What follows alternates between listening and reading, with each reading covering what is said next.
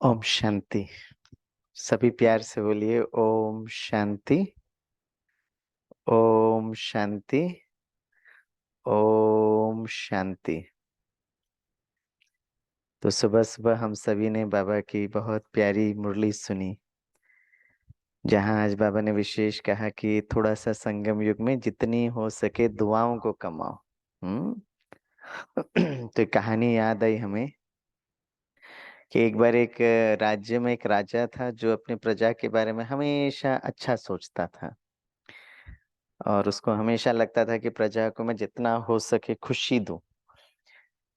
तो एक दिन राजा ने अपने मंत्री को बुलाया और कहा कि मंत्री, मैं इतने राज्य में जाता हूँ, दूसरे दूसरे राज्य भ्रमण में, तो जहां पर भी जाता हूँ तो मुझे बहुत गिफ्ट मिलता है।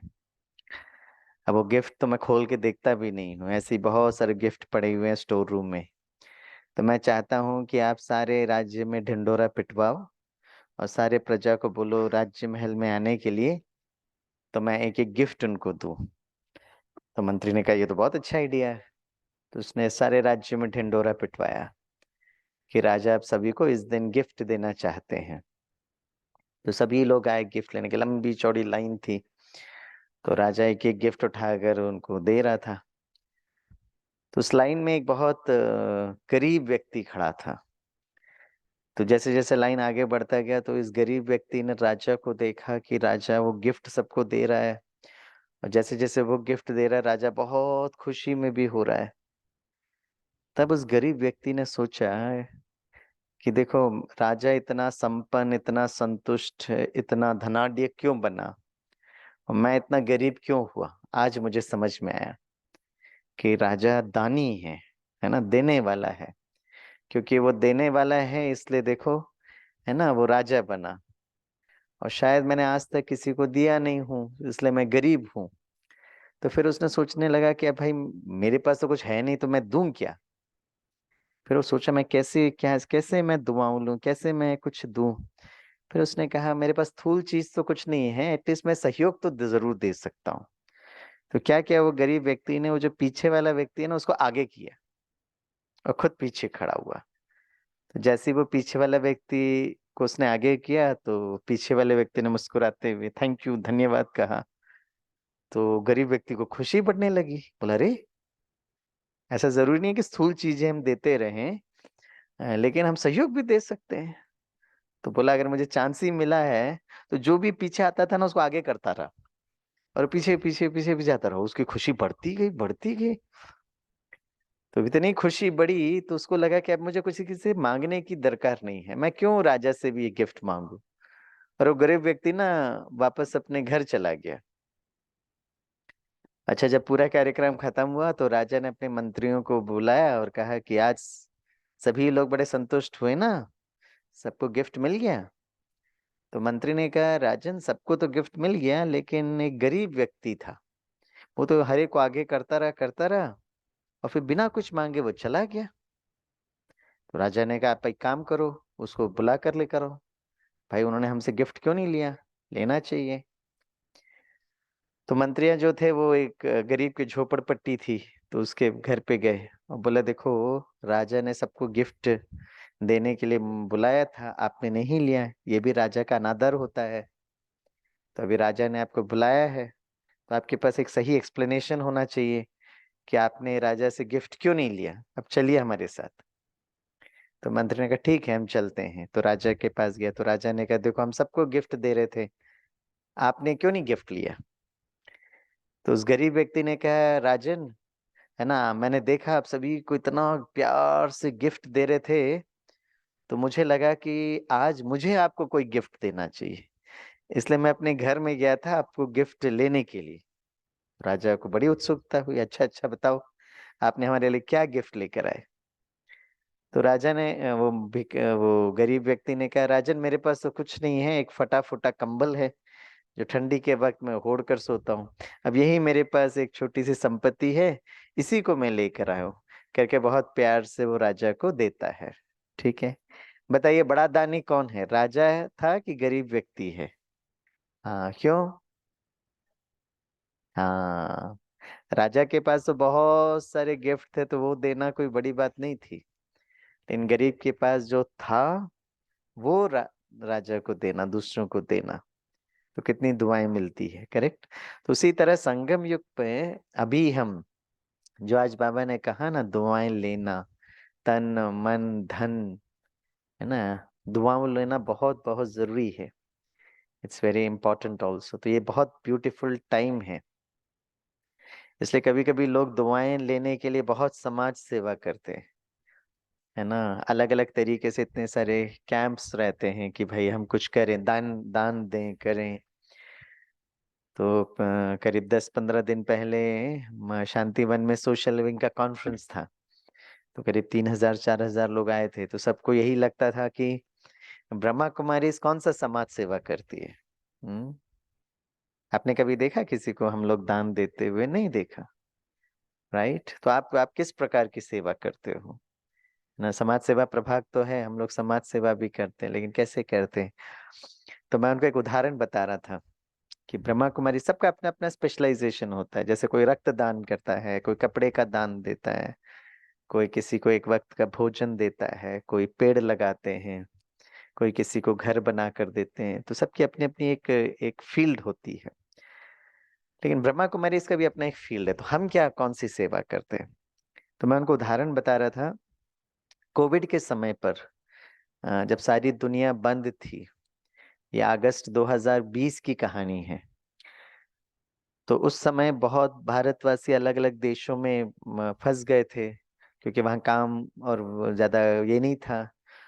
तो भारत सरकार ने उन सबको भारत वापस लेकर आने का प्रोग्राम बनाया। तो अगस्त 2020 में एक फ्लाइट दुबई से कैलीकट केरला में आ रही थी।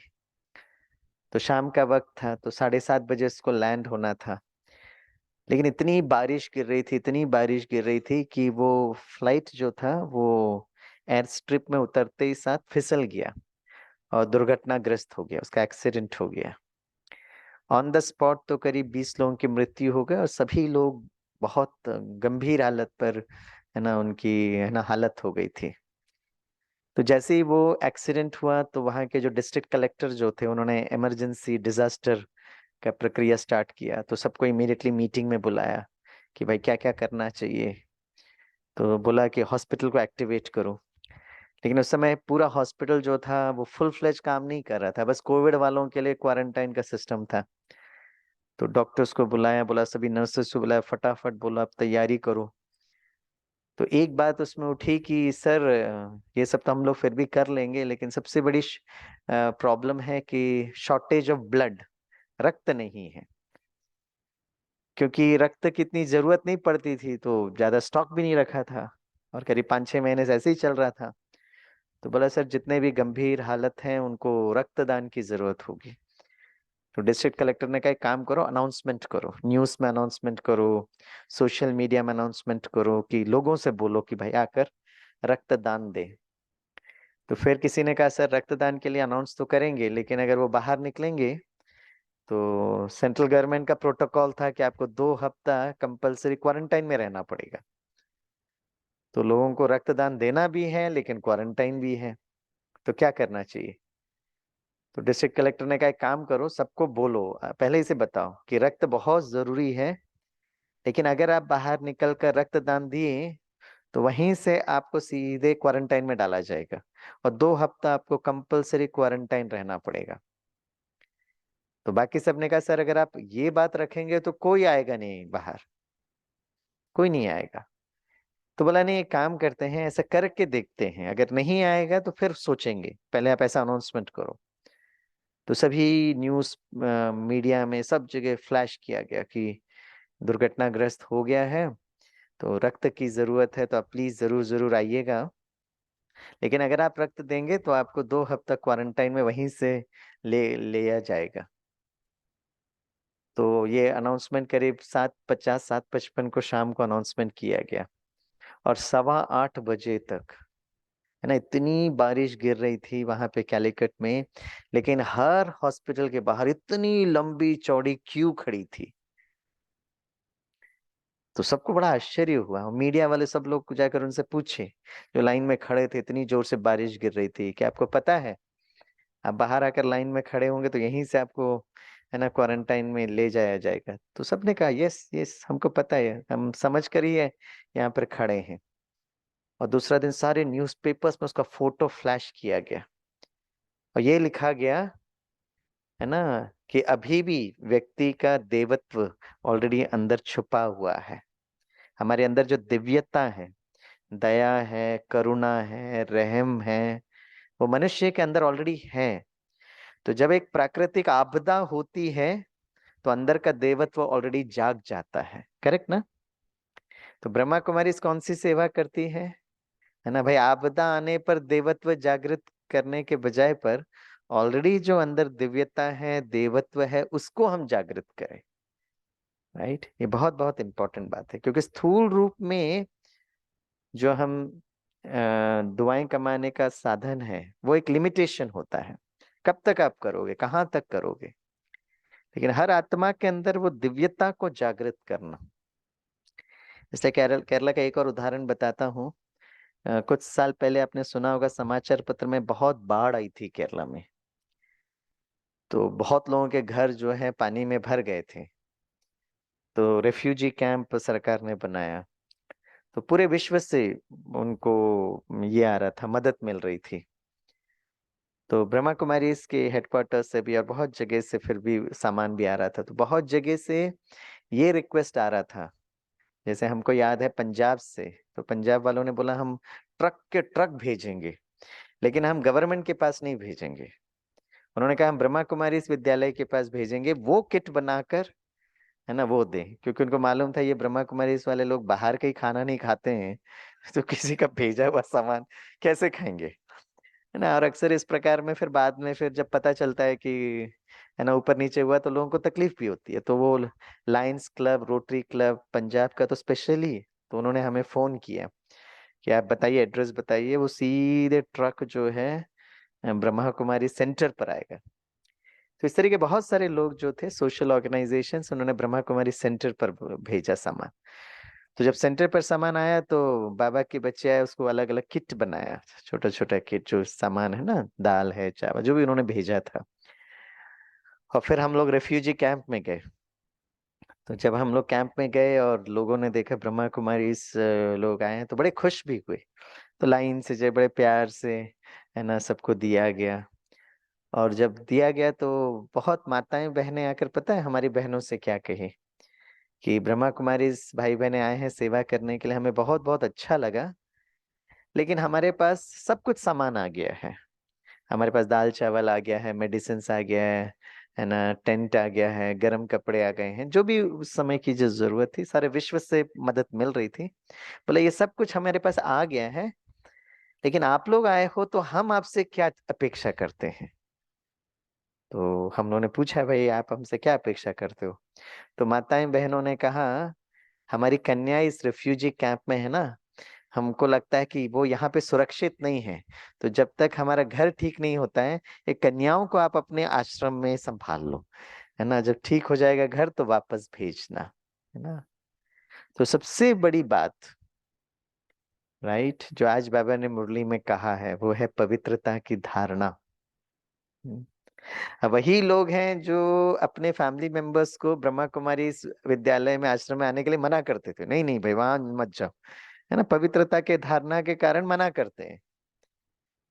लेकिन जब आपदा आई तो उनको पता था एक जगह जहां हमारे बच्चे सुरक्षित रहेंगे, तो हमारा विद्यालय सारे विश्व में इसके लिए प्रसिद्ध है।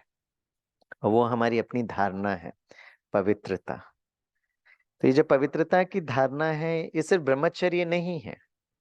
ब्रह्मचर्य तो बस उसका एक, इसलिए कभी बाबा ने कभी भी साकार मुरली में आप देखेंगे, बहुत शायद, मैंने तो कभी ध्यान से, अब आप लोग का ध्यान में आएगा तो बताना, कभी शब्द ब्रह्मचर्य यूज नहीं किया। हाँ, हम लोग जब पहली बार समझाते हैं लोगों को तो ब्रह्मचर्य बताते हैं, 4 स्तंभ में एक स्तंभ ब्रह्मचर्य, वहां आपने सुना होगा। लेकिन बाबा की मुरली में कभी ब्रह्मचर्य ब्रह्मचर्य शब्द नहीं आता है, क्योंकि ब्रह्मचर्य करना बहुत इजी भी है, कितने साधु संत लोग कर भी लेते हैं। लेकिन बाबा जो बात बताते हैं वो है पवित्रता। पवित्रता जो है एक हायर स्टेज है, जहां हम इतने वो दिव्य गुणों के वो कॉन्शियसनेस में रहें कि किसी के प्रति कोई नफरत नहीं, कोई गलत नहीं, सो हर आत्मा के प्रति बहुत शुभ सोचना, शुभ कामना करना। इसलिए आप शास्त्रों में भी कहानी सुनते हैं ना, ऐसे बहुत सारे साधु संत होते हैं जो है ना बहुत बाल ब्रह्मचारी होते, ब्रह्मचर्य कितनी शक्ति होती है, लेकिन दिखाते क्या है, उनके अंदर बहुत क्रोध होता है। That is the difference between ब्रह्मचर्य एंड पवित्रता। हठ योगी होकर करते हैं, बहुत हट करते हैं कि भाई बिल्कुल हमें, है ना। ऐसे भी आपने बहुत सारे संत महात्मा होंगे, जैसे अगर उनके पास आप जाओगे ना तो भाइयों को मिलने के लिए अलाउ करते, लेकिन बहनों का अलाउ नहीं करते, है ना, एकदम हठ योगी बन जाते हैं। एक बार हम कहाँ पे किसी आश्रम में जा रहे थे, तो भाई बहने हम लोग सब साथ में ही जा रहे थे। तो जैसे ही हम लोग बहनें भी थे, तो जैसे ही बहनों को देखा, सब लोग अंदर अंदर अंदर, नहीं भाई देखना नहीं है। अब ये कौन सी विधि है? इसलिए जब जबरदस्ती जब आप करते हो, हठ योगी करते हो, तो अंदर से वो क्रोध भड़कता है, और फिर वो क्रोध हमारे व्यक्तित्व में नजर आता है। लेकिन बाबा के बच्चों को देखिए, है ना, धीरे धीरे अपने व्यर्थ संकल्पों को सोल कॉन्शियस, एनर्जी कॉन्शियसनेस में आते हैं, और धीरे धीरे धीरे धीरे धीरे कर्म इंद्रियां शांत होती है, शीतल होती है, हमारी दृष्टि शुद्ध बनती है, सात्विक बनती है, हमारी वाणी में भी वो मधुरता, है ना, वो वात्सल्य दिखाई देता है, झलकता है। धीरे धीरे धीरे दिस इज बाबास वंडरफुल ट्रांसफॉर्मेशन। आप सभी को पता होगा केरला में एक मंदिर है, इसको स्वामी अय्यप्पा कहते हैं, है ना। तो लोग वहां पे, वो बाल ब्रह्मचारी देवता है, तो वो ना काले कपड़े पहनते हैं, है ना, और 42 डेज का व्रत रखते हैं। और 42 डेज के व्रत में वो वही सब धारणाओं को अपनाते हैं जो बाबा हमको कहते हैं। अन्न की शुद्धि, व्यवहार की शुद्धि, ब्रह्मचर्य की पालना करना, कोई व्यसन नहीं लेना। तो बचपन से हम अपने पापा को देखते थे, वो काला वो वस्त्र पहनते थे, स्वामी शरणमయ్యప్ప, स्वामी शरणमయ్యప్ప कहते थे। और फिर हम बचपन में देखते थे हमारी लौकिक मम्मा और हमारी दो बड़ी बहनें उस 42 डेज में पापा के सामने नहीं आते थे। अब कारण क्या था? मतलब यही था जो उनको बताया गया वही करते थे। बचपन में हम भी पापा के साथ चले जाते थे, लेकिन जब हमारी कॉलेज पूरी हुई और फिर, हाँ, हम थोड़े से परेशान भी थे क्योंकि नौकरी नहीं मिल रही थी, थोड़ा वे टाइम लग रहा था। तो उस समय पापा वो मंदिर में जा रहे थे, तो बोला तेरी नौकरी नहीं लग रही है, वैसे भी तू बहुत उदास और निराश है, चल मेरे साथ चलते हैं। हमने कहा हाँ चलेंगे। अब बचपन में जाना और युवा में जाने में अंतर होता है, और हमको धारणा भी पता है कि भाई वहां जा रहे हैं तो शुद्धता होनी चाहिए, संकल्पों की शुद्धता होनी चाहिए। अब इतने संकल्पों का तूफान मचा हुआ है अंदर, एक तो नौकरी नहीं मिल रही है और युवा समय भी है, तो इतना परेशान थे। तो ये 42 डेज क्या करते थे, है ना, बीच में जाके भजन गाते थे सब जगह। अब भजन गा रहे हैं लेकिन वो कुछ चेंज नहीं हो रहा है, वैसे भी परेशान है। अब माला भी पहन लिए तो बिना जाए डर भी लगता है कि नहीं जाए तो पता नहीं और अय्यप्पा जी क्या कर लेंगे। तो डर भी लग रहा है, लेकिन धारणा भी नहीं हो रही है, समझ में नहीं आ रहा क्या करें, तो अंदर इतना घमासान हो रहा था, किसी को बोल भी नहीं सकते भाई ये। अब चले फिर स्वामी शरण पे करके, बहुत पहाड़ी वहाड़ी एकदम जंगल में चढ़ना पड़ता था। तो जंगल में गए, और मंदिर में जब गए तो इतनी भीड़, इतनी भीड़, इतनी भीड़ की कुछ पूछो मत। तो पुलिस वाले धक्का मारते रहते, इतना धक्का मार रहे थे, पता नहीं, वैसे ही मैं परेशान था। तो एकदम जब वो मूर्ति के सामने गए, हम तो लाइन से बाहर निकल गए और एक पेड़ के नीचे खड़े हुए, और हमने कहा यप्पा जी, अभी हम आपके दर्शन के लायक ही नहीं है, है ना। तो एक काम करते हैं, हम अपने आप को शुद्ध बनाकर फिर आपके दर्शन के लिए आएंगे। क्योंकि अंदर वो गिल्ट फीलिंग भी थी, पश्चाताप भी था। अच्छा, कुछ समय के बाद पापा मिले, कैसा हुआ दर्शन? हाँ हाँ हाँ, हो गया हो गया हो गया। और उसके, है ना, 3 महीने के बाद हमको बाबा का परिचय मिला। और बाबा का जब परिचय मिला, तो जैसे हम लास्ट क्लास में आए धारणा के बारे में, तो देखा उसमें लिखा था ब्रह्मचर्य। अरे वाह, हमको बड़ा अच्छा लगा। और सबसे अच्छा लगा कि एक बहन बैठकर एक भाई को ब्रह्मचर्य सिखा रही है या बता रही है। मुझे इतनी अच्छी लगी ये बात, और मुझे लगा this is the right way.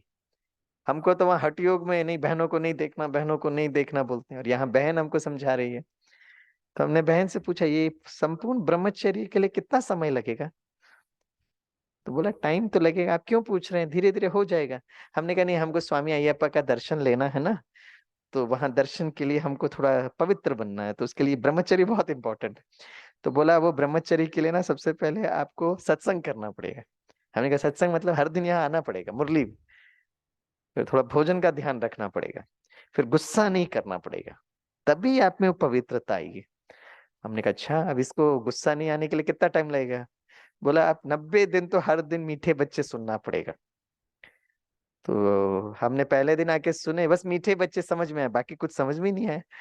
तो बोला नहीं, मीठे बच्चे आप सुनना, है ना, 90 दिन तक हम मीठे बच्चे सुनेंगे।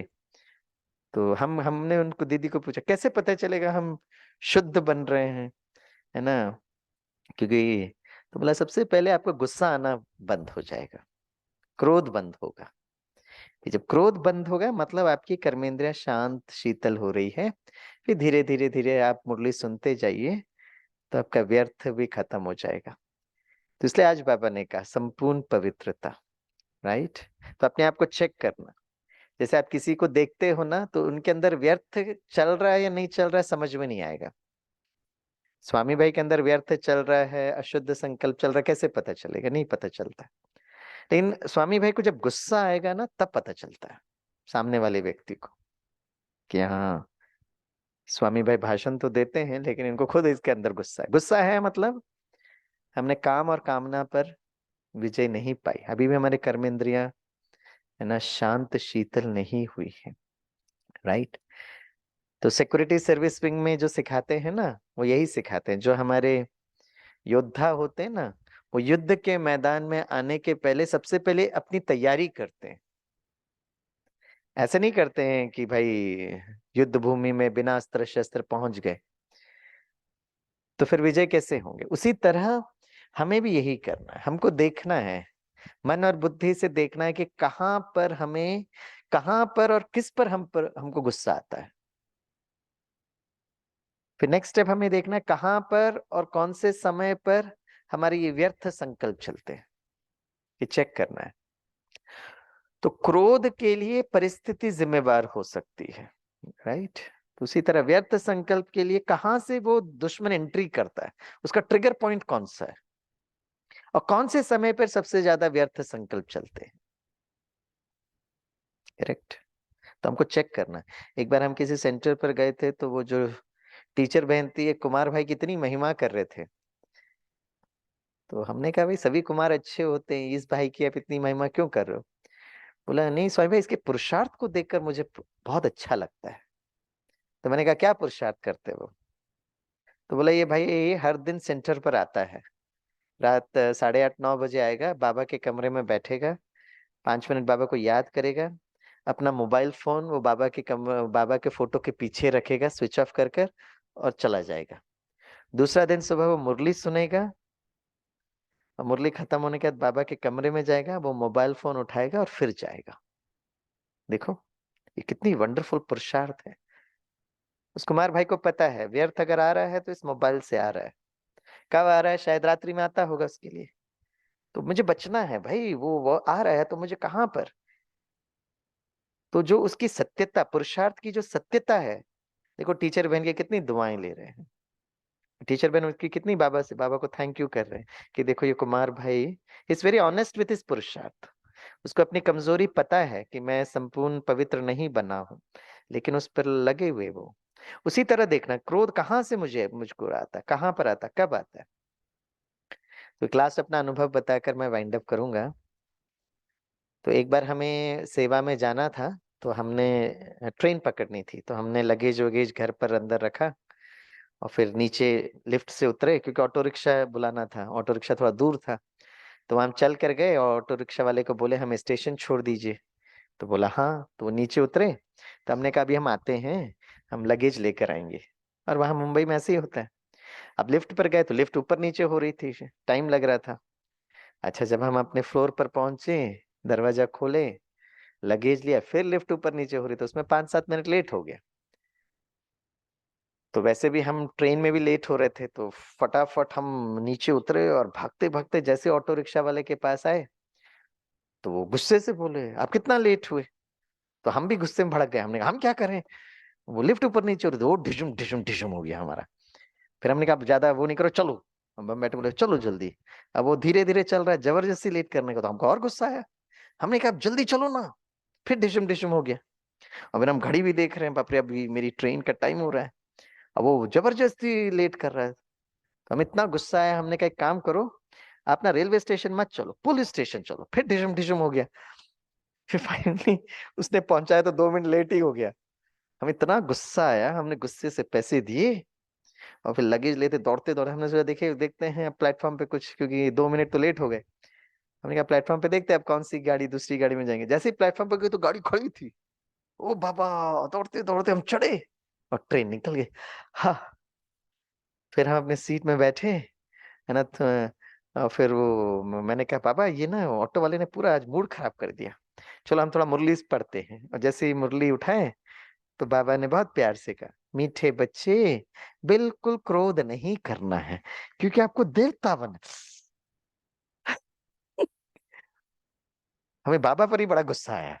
हमने कहा परम धाम में बैठ के डायलॉग मारते रहते हो, अब नीचे उतरो तब आपको समझ में आएगा।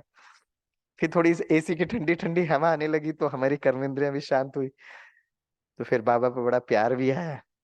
फिर हमने सोचा अब इतनी दूर से परमधाम से शिव बाबा किसके लिए आता है? किसके लिए आता है? नहीं आपके लिए तो आते ही है, लेकिन अभी हमारा रोल चल रहा है ना, तो बोलना स्वामी भाई के लिए आता है ना। आपके लिए तो आते ही है। तो शिव बाबा इतनी दूर परमधाम से किसके लिए आता है? बोलो स्वामी भाई के लिए, बोलिए ना। हाँ। किसको पढ़ाता है? तो किसको सुधरना चाहिए? स्वामी भाई को सुधरना चाहिए ना, वो ऑटो वाले को थोड़ी ना पढ़ाता है। अब हम वहां बैठकर सोचे, अब हमने रिवाइंड किया कि जब हम लिफ्ट से उतर कर भागे तो उस भाई ने क्या कहा, क्या 5-7 मिनट लेट हो गए? हमने क्या कहा, हम क्या करें, लिफ्ट ऊपर नीचे हो रही थी, हमने यही बोला ना। अब वही चीज थोड़ा प्यार से बोल सकते थे ना, हम क्या करें, लिफ्ट ऊपर नीचे जा रही थी, अब टाइम उतना ही लगता था। बोलना तो वही था, लेकिन कैसे बोला। अब हमने कहा हाँ गलती तो हमसे हुई है। अब हम बैठे बोले बाबा अब हम पास होंगे अगली बार। अब हमने मन बुद्धि में उस, है ना, अस्त्र शस्त्र को तैयार किया। अगली बार लेट होंगे तो उसके पहले मैं आत्मा शांत स्वरूप, प्रेम स्वरूप, आनंद स्वरूप, मैं आत्मा प्रेम स्वरूप, ये बोलना चाहिए ना, वो गुण उस समय अस्त्र शस्त्र काम करना चाहिए, फिर आप बोलो ना। तो ठीक है, अब हम 2-4 दिन सेवा करें तो फिर वापस आ गए। फिर एक हफ्ते के बाद फिर जाना था। तो मैंने इस बार कहा बाबा हम पास होकर दिखाएंगे, देखना। आप अगर हमको पढ़ाते हैं तो हम भी कोई कम विद्यार्थी नहीं है। तो मैं बैठा, मैं आत्मा हूँ, मैं आत्मा शांत स्वरूप, प्रेम स्वरूप, आनंद स्वरूप, बाबा मीठे बाबा प्यारे बाबा। अब हम लिफ्ट से उतरे, ऑटो रिक्शा स्टैंड पर गए, तो नया ऑटो वाला था। बड़े प्यार से उसको दृष्टि दिया और कहा कि हमको ना रेलवे स्टेशन छोड़ना। हाँ हाँ हाँ छोड़ेंगे, आप बैठे। और हम आए और जैसे ही लिफ्ट किया तो टर करके लिफ्ट आ गई। फिर हम गए, लगेज निकाला, फिर किया, टर करके लिफ्ट आ गई। हमने कहा अब कैसे पता चलेगा हमारा अस्त्र शस्त्र काम कर रहा है? लेट होंगे और वो भड़केगा, तब हम शांत स्वरूप से बोलेंगे ना। हमने फिर से दरवाजा खोला, सारा लगेज अंदर रखा। अभी हम कहे थोड़ा लेट होकर जाएंगे। मैं आत्मा शांत स्वरूप, प्रेम स्वरूप, आनंद स्वरूप, मेरे बाबा मीठे बाबा। घड़ी देखा 5 मिनट हो गया। हमने कहा चलें, मैंने कहा नहीं थोड़ा और लेट करते हैं। मैं आत्मा शांत स्वरूप, प्रेम स्वरूप, आनंद स्वरूप, मेरे बाबा मीठे बाबा। चलें 8 मिनट, मैंने कहा नहीं 10 मिनट पूरा लेट होकर जाते हैं। मैं आत्मा शांत स्वरूप। अब 10 मिनट के बाद हम धीरे से उतरे, बाबा बाबा बाबा। और जैसे ही वो लिफ्ट का गेट खुला, हमको लगा वो ऑटो वाला भाई चला गया होगा, लेकिन वहीं थे। हम दृष्टि दे के गए, बाबा मेरे पापा मीठे पापा। जैसे गए तो देखा ऑटो वाला भी मुस्कुरा रहा है, आइए आइए भाई जी बैठिए। मैंने कहा अरे ये भड़कता क्यों नहीं है, इसको तो भड़कना चाहिए ना। हम बड़े प्यार से, आइए आइए आइए। अब हम बैठ गए, बोले चले, हमने कहा चलो। बड़े खुशी से ले जा रहा है। मैं कह रही ये गुस्सा क्यों नहीं करता है? हमने कहा ऑटो वाले भाई गाड़ी साइड रखो, राइट रखो, तो साइड किया। पीछे क्या हुआ भैया? हमने उनसे पूछा आपको पता है हम कितना लेट हुए? बोला हाँ हम 10-15 मिनट लेट हुए। मैं कहा 10-15 मिनट लेट हुए तो आप हम पर क्रोध करना चाहिए ना, आपने कुछ बोला क्यों नहीं? तो ऑटो वाला भाई पता है क्या कहता है, अब 15 मिनट लेट करो, आधा घंटा लेट करो, हमें क्या करना, मीटर तो आपका ही चल रहा है, भाड़ा तो आपको ही देना पड़ेगा ना। उस दिन हमें समझ में आया कि हम ज्ञान इतने वर्ष से सुना रहे हैं, लेकिन वो ऑटो वाला भाई जो है ज्ञान का स्वरूप बना। मीटर तो आपका चल रहा है ना।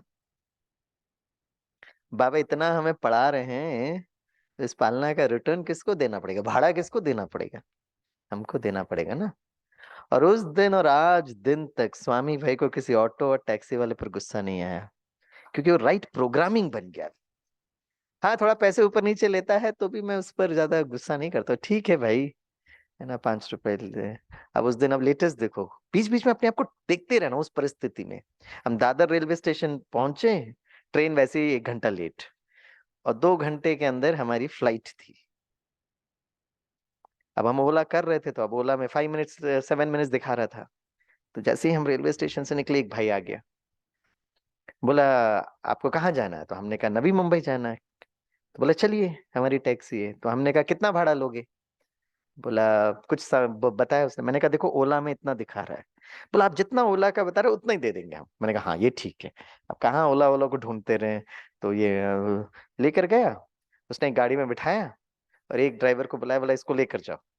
मैं कह रहे आप थे, नहीं, बोला नहीं मैं एजेंट हूँ, ये टैक्सी लेके जाएगा। अब टैक्सी में बैठा तो जा ही नहीं रहा।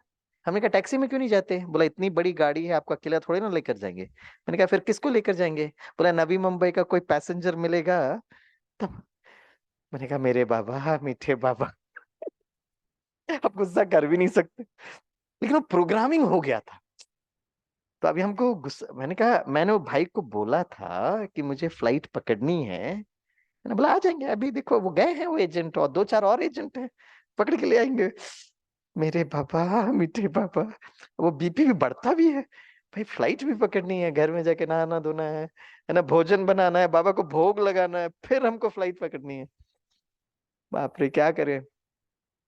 तो मैंने कहा देखो भैया प्लीज ना, मेरी फ्लाइट छूट जाएगी, कुछ तो व्यवस्था करो। तो बोला एक काम करते हैं, हम आपको दूसरे छोटे टैक्सी में बिठा देते। मैंने कहा कुछ तो करो, चलो उठा। अब वहां से पूरा लगेज लेकर एक छोटी टैक्सी में बैठे।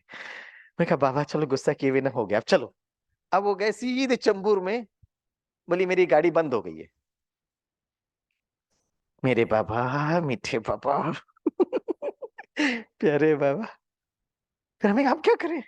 बोला हम आपकी व्यवस्था करते हैं। हमने कहा क्या व्यवस्था करूँ। एक ऑटो को बुलाया, फिर बिठाया, पूरा सामान डाला, फिर हम निकले। अब वो उस वहां से यहाँ टैक्सी का पैसा, अब उसको अरेंजमेंट करते करते, चलो ठीक है भाई 100 रुपए एक्स्ट्रा दे चलो तो। फिर वो ऑटो वाला बोलता है ये दादर से आप लोग है ना, हमेशा वो ऐसे ही करते हैं, आपको चेंबूर छोड़ देते क्योंकि उनको टोल टैक्स देना पड़ता है।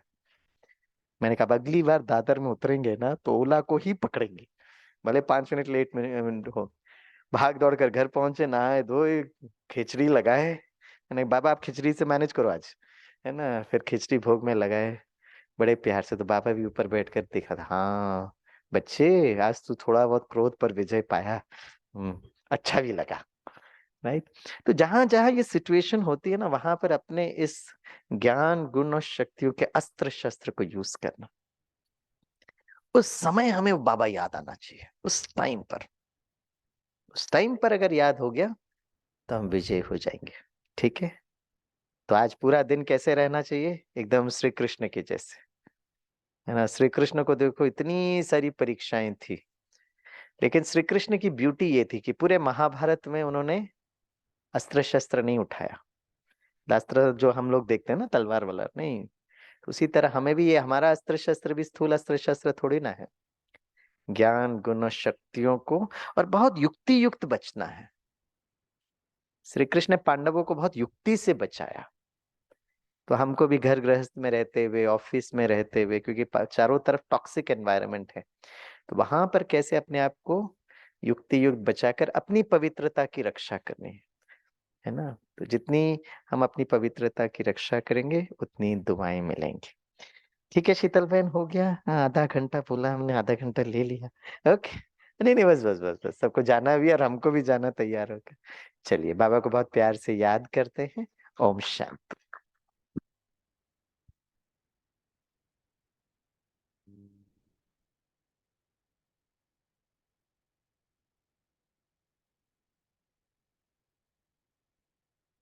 सबके माला एक बनानी है, एक स्नेह के धागे से हो, एक स्नेह के धागे से विश्व एकता लानी है। एकता लानी है। गुण रूपी मोती ले सबके माला एक